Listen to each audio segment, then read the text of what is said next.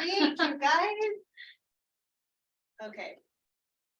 Well, everyone online, I hope you're having a great morning too. One more time. Good morning. Good morning. Good morning. All right. Well, we'll just deal with that. You guys, just want to remind you guys what's on February 14th. Valentine's Day. Yeah. At At least we're working on Valentine's Day. I didn't remember it. Good job. You guys, it's going to be a summit. It's going to be at the Conference Center with top producing panel. You do not want to miss that. Okay, it's going to be amazing. Today is Monday, and what happens on Mondays?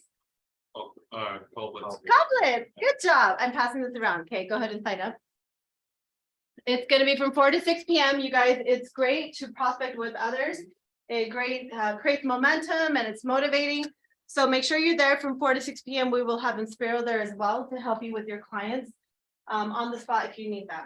Okay. The book we're reading exactly what to say. We've been going through quite a few phrases that you can add into your scripts and your dialogue. It's really awesome.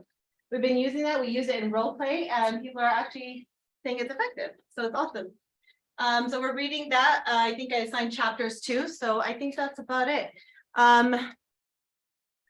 This week we are having Russ coming in and doing base camp at 11 a.m. on Wednesday, prospecting and setting more appointments. So he's going to come in and talk about some great fundamentals on that. So you don't want to miss that. It's Wednesday at 11 a.m. Okay. I think that's about it. Let's share gratitude and victory.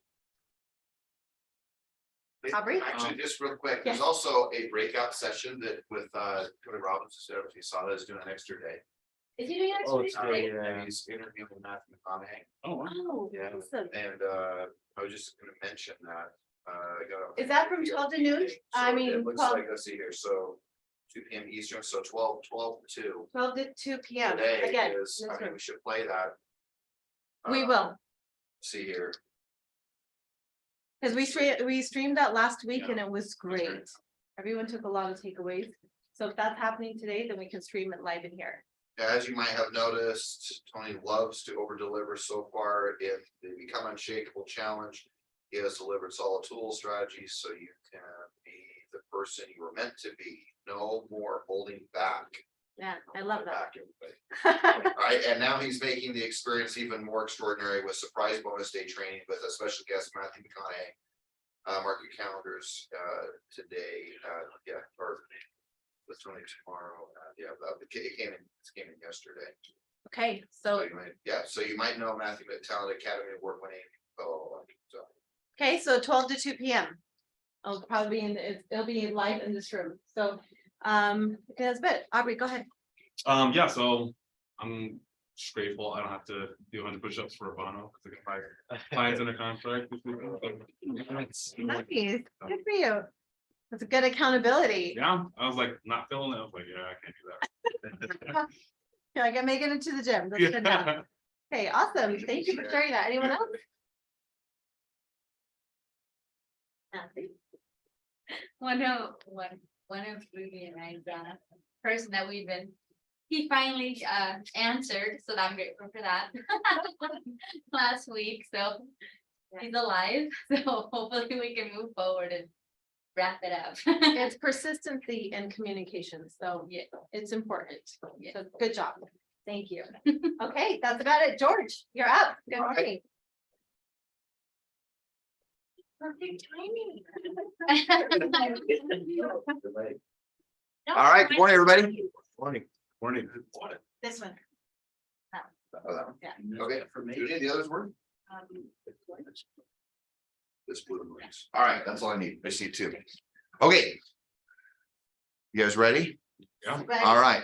So one of the things that I keep seeing out there is, and I'm sure I'll talk about this a lot, but I did a morning message this morning. I'm sure it'll come out the next day or so.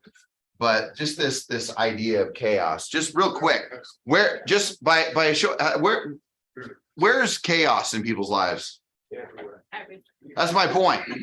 I mean, Jason, that's my point. Actually, that's what I talk about is the fact that, you know, we often want to talk about the issue of what's going on in regards to the market. I get it, right? That there's chaos in the market, but man, there's chaos in our lives, like literally everywhere. It doesn't matter whether it's something that could be, and I've often said this, right? I say, treat everybody you meet as if they're going through the most difficult moments of their life.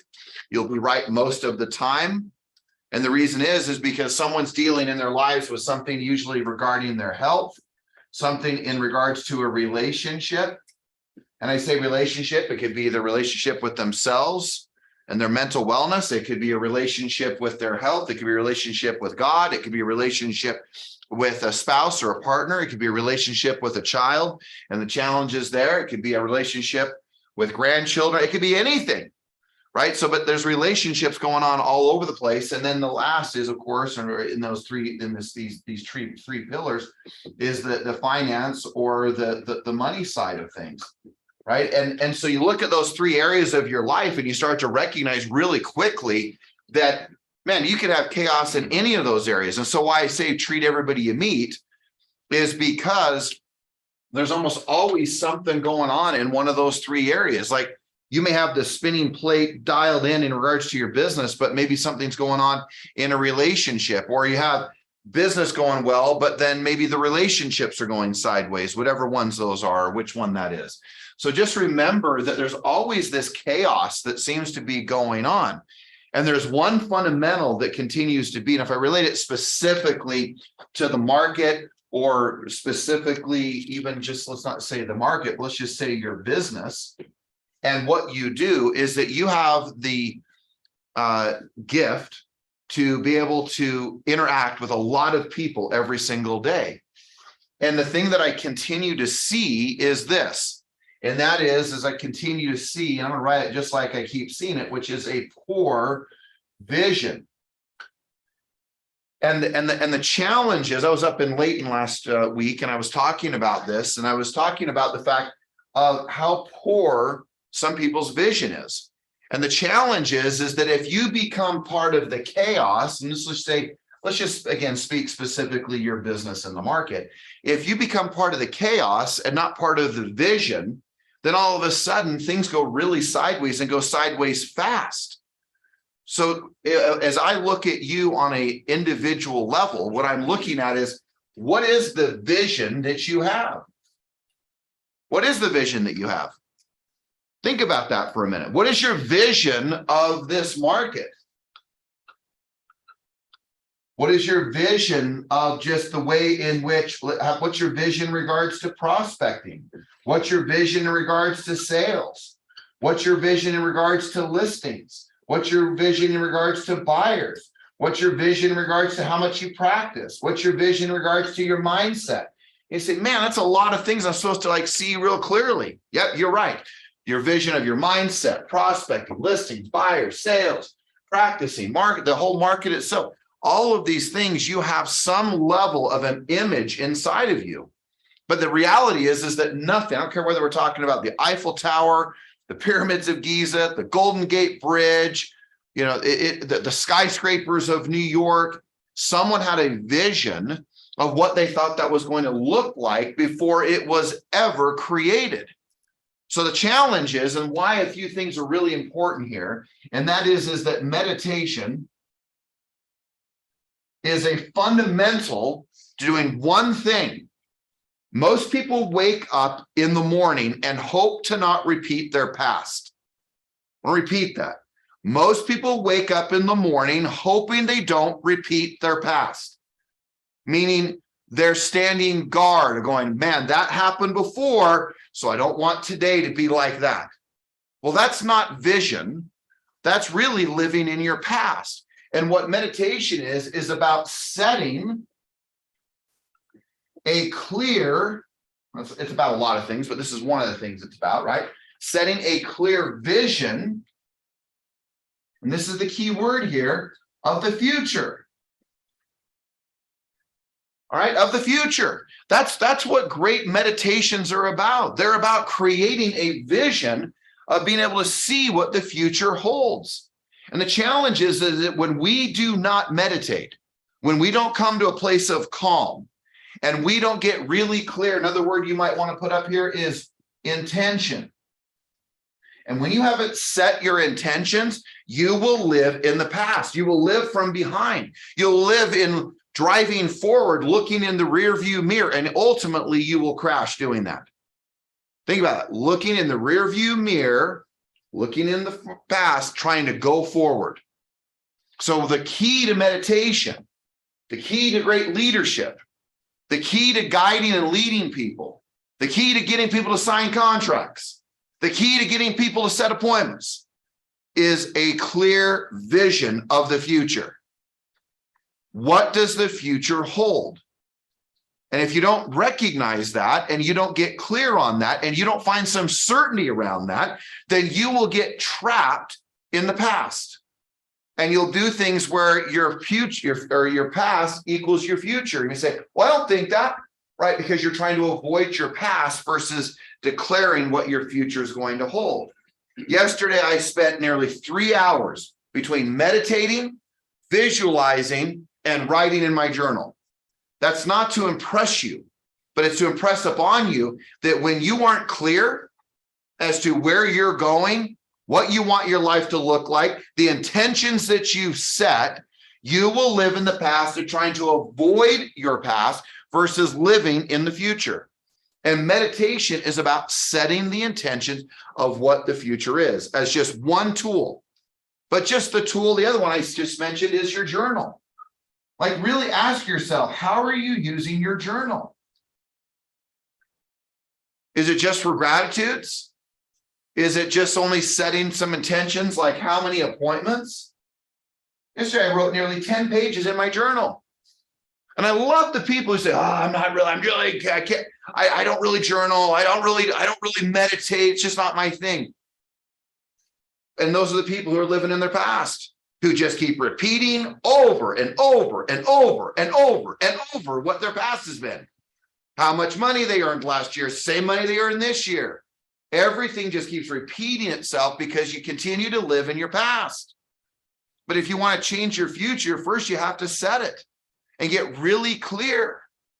I mean, little other tools like the little 3x5 card that I used to use. I don't use it as much, but man, I've been thinking about that. I've been thinking, man, I got to get really clear, like how many appointments set, how many of this, how many of that, like so that every day is a clarity of where I'm going, not go where I've been before.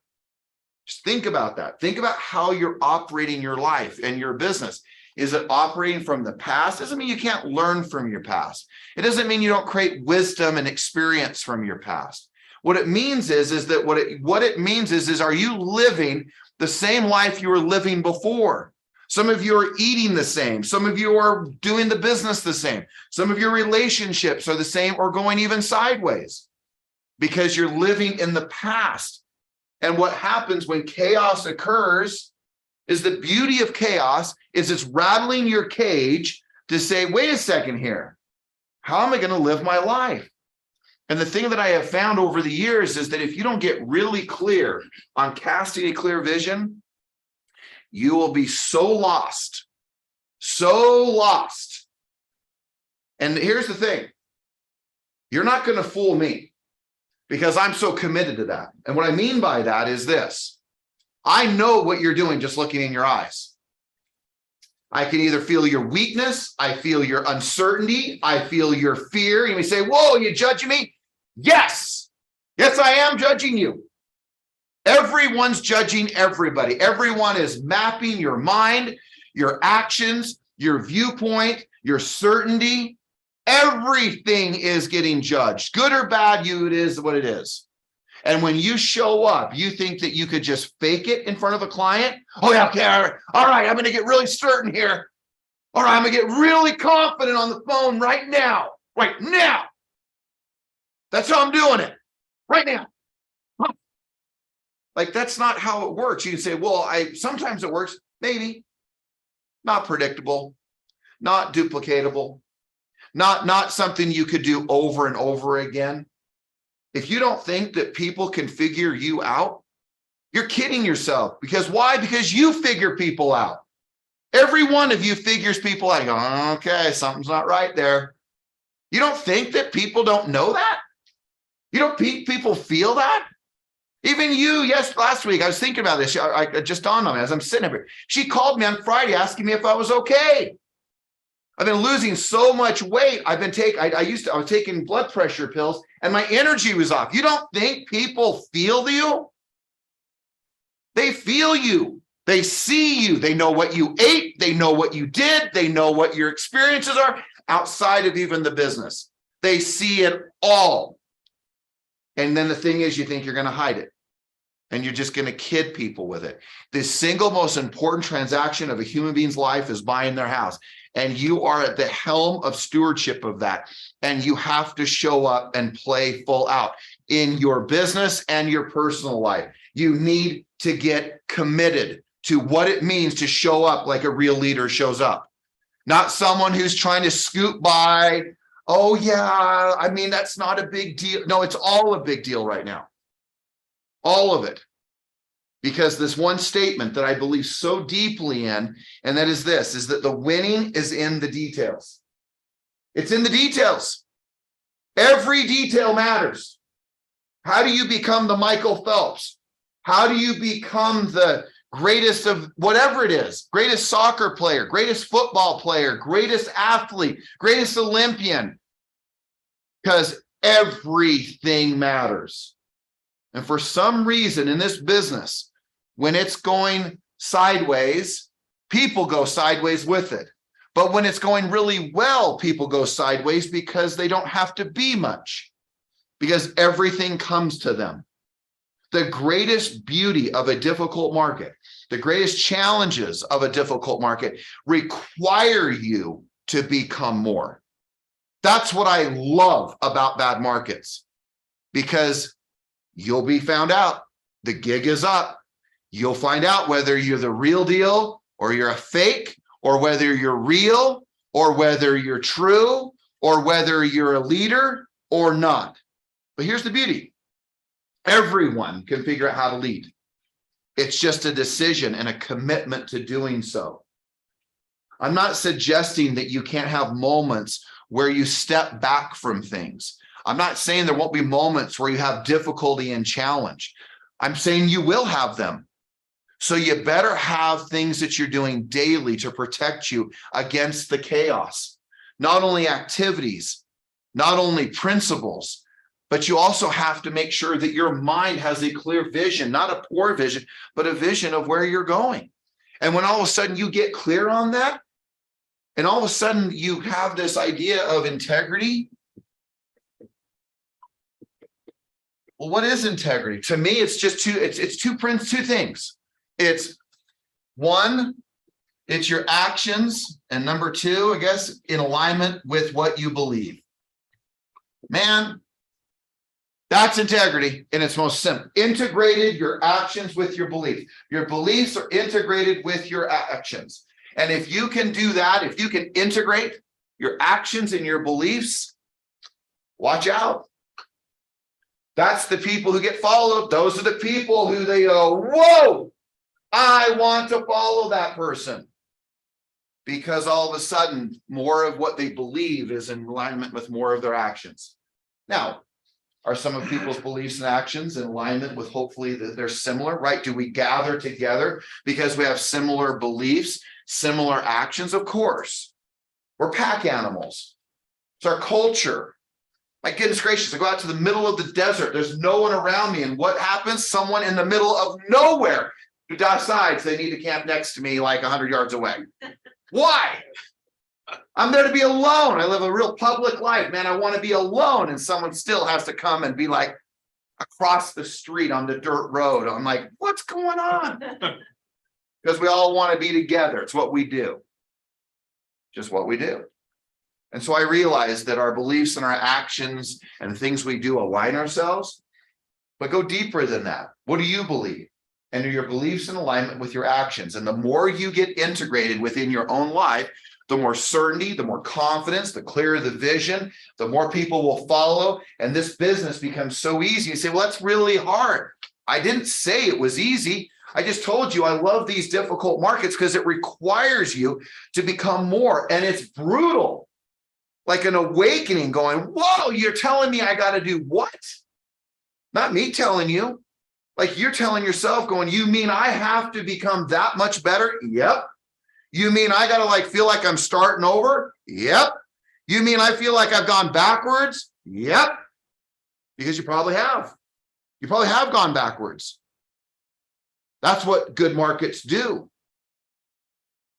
That's what they do. They make it to where you typically go backwards. I'm not talking just economically.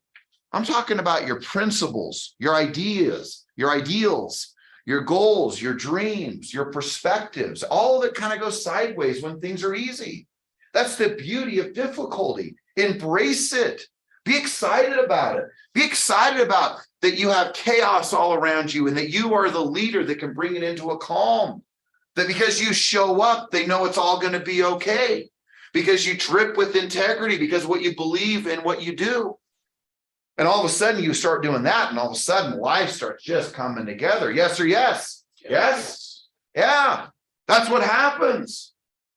And it doesn't become that complicated. You don't get as worried about the scripts of the dialogues. Yeah, you have a basic standing point.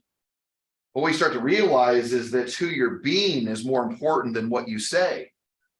What people feel from you will be far greater than what you'll ever again say. So as much as you want to put emphasis, and we all want to know what to say, who we're becoming is far more important. I'll close with this. Just remember, be, do, have. Just want to remind you, people say, well, George, if I had what you had, I could do what you do. Well, then I'd be what you would be.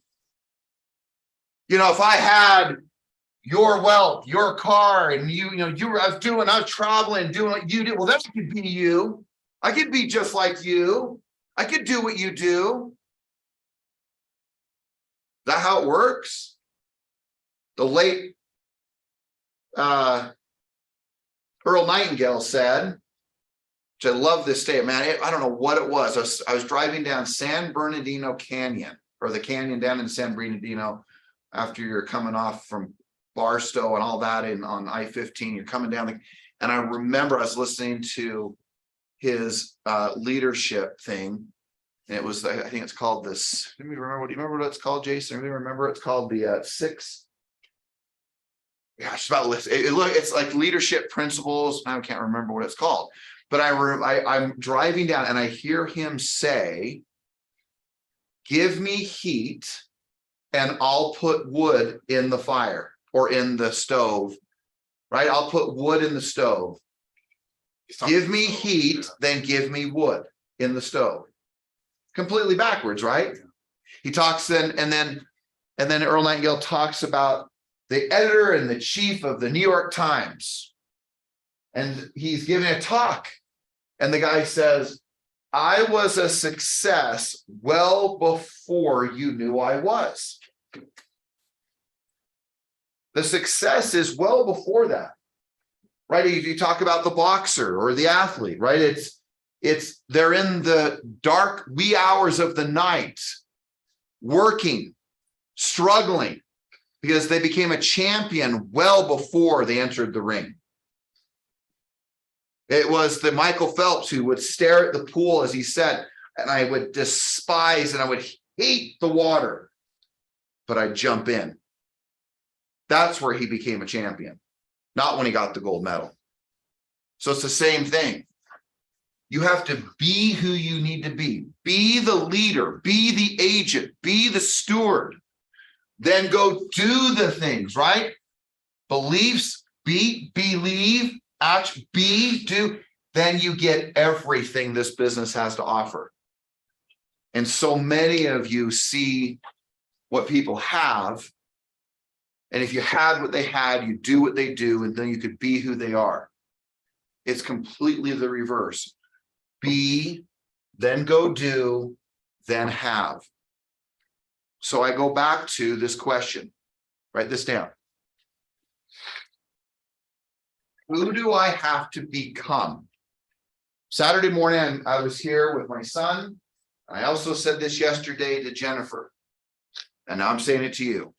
Who do I have to become to, and then put to, and then put a blank. Just a blank line with a question mark. It applies to a lot of things. The obvious, you could write it again if you want, but who do I have to become to earn a certain amount of money? Who do I have to become to sell a certain number of homes? Who do I have to become to help, assist a number of families? Who do I have to become to have the wealth and the abundance that I want in my life? Who do I have to become to earn $1 million a year? Have a net worth? Who do you have to become? Because here's the thing, what we know. Whatever you're earning, whatever your health is, whatever the relationships you are in, this goes for me too, I'm not immune to it. Wherever you are is who you are. That's who you've become. So whatever you have right now, whatever wealth or lack of wealth, whatever relationships you do or don't have, whatever health you do or don't have, we already know who you've become at this point. So the question is, if we're going to cast a vision of the future with your meditation, your prayer, your pondering, your thinking, your writing in your journal, you're getting absolutely clear of the vision amongst the chaos. Declare who you're going to become. Who do you have to be? Who? Because only you can answer that. It is in the light of you knowing that you begin to align your actions, and you start becoming, you start doing, and you start acting, you start receiving. But you're not gonna kid anybody. No one's gonna sit there and go, oh, well, I'm not any of those things, but would you like to list your home with me? I'm not a great leader, I'm not a great communicator, I'm not this, I'm not that. And you can say, well, I'm not here to tear, I'm not saying you're there to tear yourself down.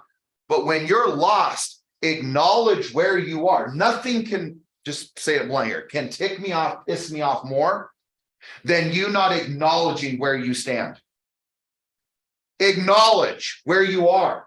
But my family gets so irritated with me where they go, why do you have to have people admit? Because if you don't admit, it is the classic. I'm just going to always feel good. Feel good. I want to feel good about my life. So good.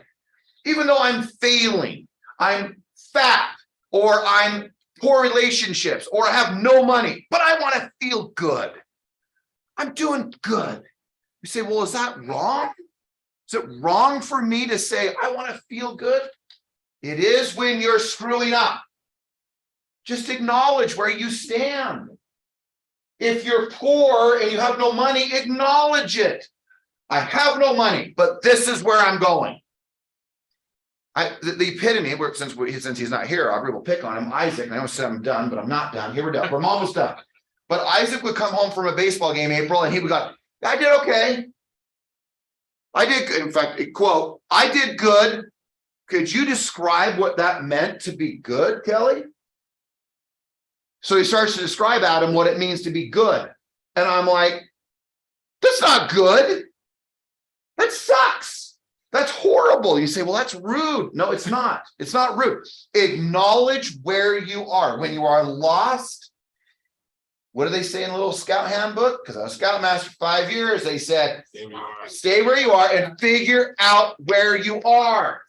Stop convincing yourself of your mediocrity that it's okay. Stop acknowledging that it's okay to be losing. Stop saying and helping yourself feel good for when you're not living the life you're destined to live. If you don't acknowledge where you are, you can't get to the next place. So acknowledge where you are. You can sit there and go, I'm grateful for my journey. I'm grateful for my path. I'm grateful for the difficulty. I'm grateful for the challenges. I'm grateful for the fact that I've seen the good and the bad, the high, the low, but I'm not staying there. Stop convincing yourself that it's okay to be mediocre. Stop convincing yourself that I'm doing really good. No, you're not in certain areas of your life. Not either am I. But if I don't acknowledge where I am and I don't acknowledge where I'm going, then I can't go anywhere because I'm just going to convince myself that it's okay. That it's okay to be mediocre. It's okay to be this. It's okay. because I just simply want to feel good. So I convince myself, well, I prospected 2 hours, but did you set an appointment? Well, yeah, but I prospect for 2 hours, so I feel really good about that. You could prospect for 14 hours today. 13 legally, 13 hours today. 13 legally. And you will make yourself feel warm and fuzzy and feeling good, prospected, but didn't almost accomplish anything. How? How do you allow yourself to feel good? How do you not allow yourself to go, come on, no more? It doesn't matter if it was 2 hours, because my objective, because I have a clear vision, I'm not going to sit in the chaos. I know exactly where I'm going. I'll set an appointment today, and nothing will get in the way of that. And I will stop convincing myself that it's okay to feel good. Everybody take a deep breath. It's easy. You ready to go freaking kick butt today? Almost said something completely I shouldn't have in public TV, right? Public. Yeah, I get it. All right. Stop settling and stop being part of the chaos and stop having a poor vision and stop telling yourself what you can't do and helping yourself to feel good about where you are when you shouldn't feel good. You should be guilty. You should feel poor. You should feel bad in some areas of your life because you aren't excelling in them. Stop convincing yourself. We all do it. I do it. We all do it. And we will convince ourselves that it's okay to be mediocre. It's okay to just get by. It's because we have to feel good because we either repent or we rationalize because, man, we got to feel good. And repent means we just get on the right track. Rationalize means we're not on the right track, but it's okay. It's okay. The hardest moments of my entire adult or life, my life, was during my concussions. To be able to say, "Fuck," I was so injured. And to be able to say, okay, I'm doing the best I know how to do. But so mediocre in relationship to my standard. Brutal for me mentally. So yeah, I have a lot of passion towards the fact of who we have to become, because I know that's the only thing you want. Yeah, I believe you get to take with you, and it's the only thing that will matter in this deal. So I love challenges, difficult markets. The odds are stacked against you. Everything's going sideways. So who will you become? Who will you become? And only you get to decide that. That's the beauty of it. Oh yeah, people like me yell and scream at you a little bit and, give you a hard time. Try to wake you up. But at the end of the day, it's you. You get to decide and no one else. Okay. All right. Let's have a great week. Rock and roll. Stand up. And let's do some affirmations, Brenda Lee. Love it. Okay. All right, Mr. Carlson. All right. No more settling. Not this group. Plus, you guys are showing up in the morning. You're doing the right stuff. You guys weren't here. I'd just be talking to myself, Aubrey. Like I was yesterday in my car at Cottonwood High School. I just sat in my car for 2.5 hours.